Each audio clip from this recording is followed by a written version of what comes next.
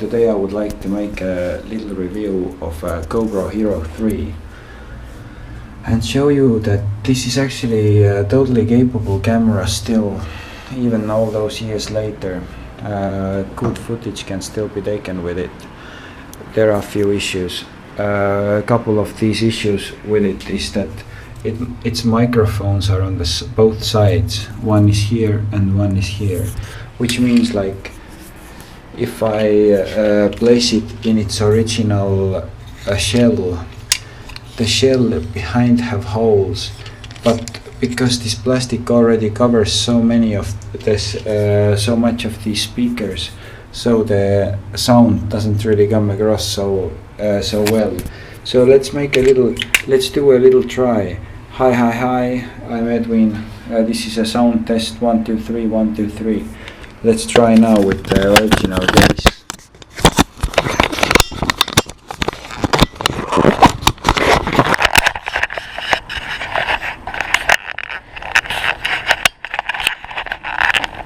Sound 2 3, sound test 1 2 3 1 2 3. I think you can notice that the sound quality has been decreased, especially because I'm looking from the front, and from the front really the sound waves can't really easily reach the camera itself. Now you should be able to listen my voice slightly better, because the holes inside this casing are behind, which means like my voice should go into the camera much more easily. So that's the sound test of this camera. Now let's do the next test. A lot of people also on the internet tell you that if you are using GoPro, then you should turn on your Pro Tune setting. Pro Tune setting in your GoPro is the type of setting that makes the footage out of your GoPro really plain and colorless and ugly looking. It's only for those people who use a professional software later in their desktop computer to color grade and do all those things. Otherwise, when you turn the Pro Tune on, that just makes your basically your footage looks like my footage looks right now.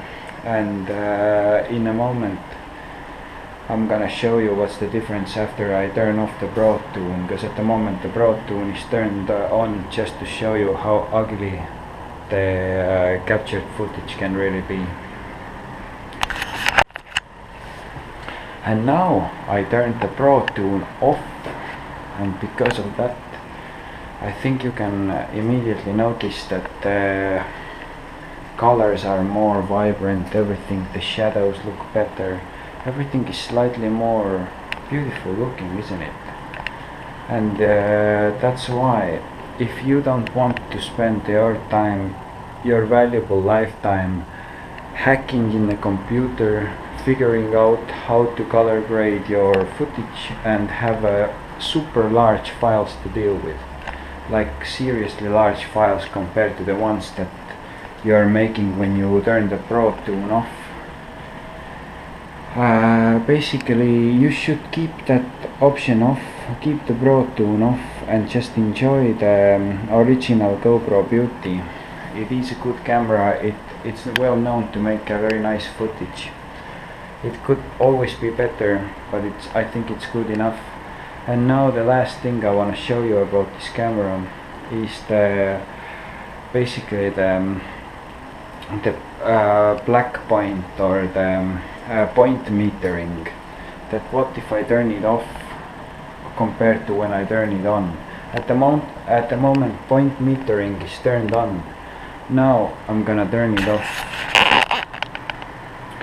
Well, now the point metering is turned off, and now we can see what the footage looks like when the point metering is off. The meaning of point metering is that if the shadows and the brightness of for example, if there is a bright sunshine and shadows under the trees, and you want to keep your focus on your subject and give enough light to your subject, then point metering should always be turned on. But at the moment in this video point metering is turned off, and now I'm gonna make basically a little walk around for you to show how it all looks like, and then I'm gonna show you how it looks like when I turn the point metering back on. Let's try it on. And now the point metering is turned back on, and basically this is the type of footage that you would want to get from old 10-15-year-old GoPro camera. This was designed and manufactured to look exactly like that in this lighting condition like I'm at the moment.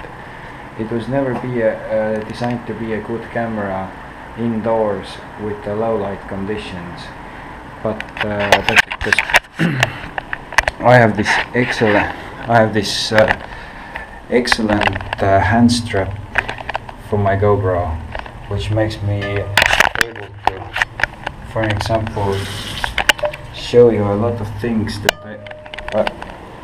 I could be doing, and grabbing my keys or grabbing my stuff.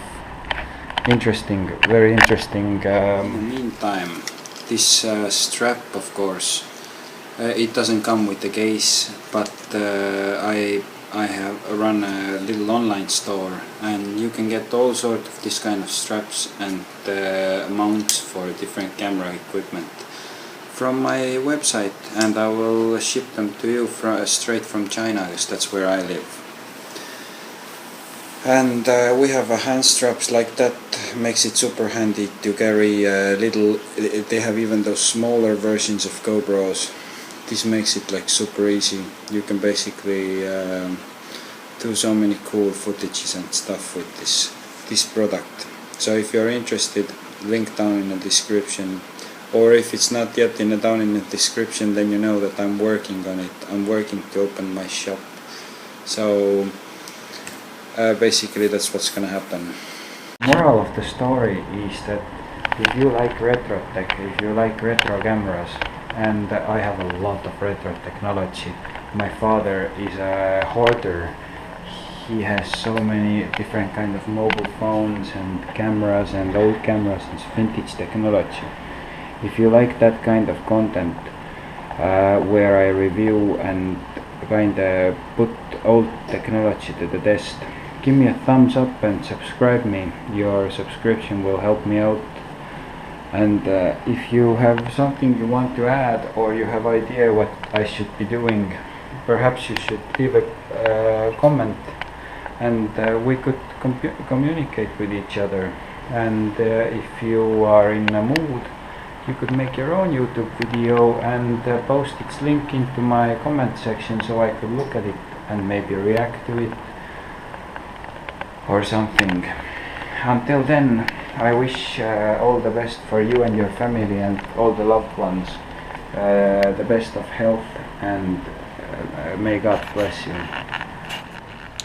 So basically the very end of the story is that this whole video that I just made is basically made with the GoPro Hero3 Black edition, and it's been basically put together on iPad 4's iMovie. So that's the possibility that people can still do with the old technology. I used this device to get the footage from the SD card into the iPad, and for this hand strap video where I was telling you to come to the shop to check out this hand strap and plus all the other straps that I plan to sell on my online store. This was basically made with this wide-angle lens that I attached to my iPad just like that, and that's how I filmed the footage like that. By the way, this kind of things like this lens, super high quality, and I'm gonna sell it on my website once my website is ready. I'm gonna make my shop, and you're more than welcome to check out the link in the description. Until then, like and subscribe, and if you can, click the bell icon. Thank you so much. Retro Tech for life. I love you.